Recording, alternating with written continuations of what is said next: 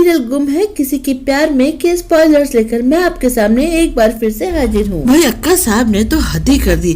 पहले तो नई नवेली बहू से 20-25 किलो आम कटवाए, बेचारे के हाथ में चोट है, फिर भी उसने एक हाथ से भी सारे आम काट दिए, वो भी परफेक्ट शेप और साइज में, और उसके बाद उसे कमरे में कैद कर दिया। अब आपको तो पता ही है कि सभी के एक हाथ में चोट लगी है, ऊपर से इनके घर की आम कटनी इतनी घटिया और खराब है कि पूरे टाइम हिलती रहती है, धार भी इतनी अच्छी नहीं है। बेचारी सभी टूल बॉक्स लाकर सब कुछ ठीक करती है और आम भी काटती है, अपनी पट्टी खोलकर दोनों हाथों का इस्तेमाल करती है, बेचारी सारे आम काट देती है। उसके बाद उनसे परमिशन मांगती है कि मुझे बाहर जाना है, सेमिनार अटेंड करना, लेकिन अक्का साहब कहती है कि तुझसे कहा है ना कि तू रिसेप्शन तक घर के बाहर पाँव नहीं रखेगी।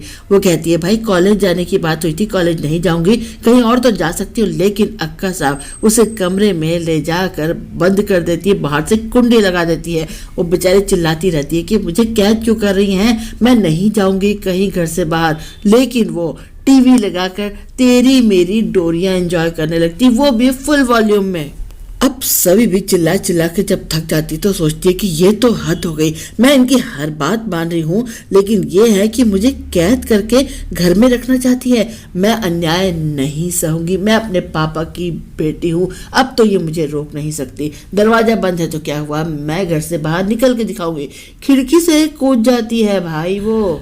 ईशान की क्लास में ही बैठकर दुर्वा अपने दोस्तों से डिस्कस कर रही है कि देखा आज उस गवार को मैंने घर में ही रुकवा दिया, वो क्लास नहीं आएगी। लेकिन ईशान सुन लेता है और सबको अच्छी खासी डांट भी लगाता है।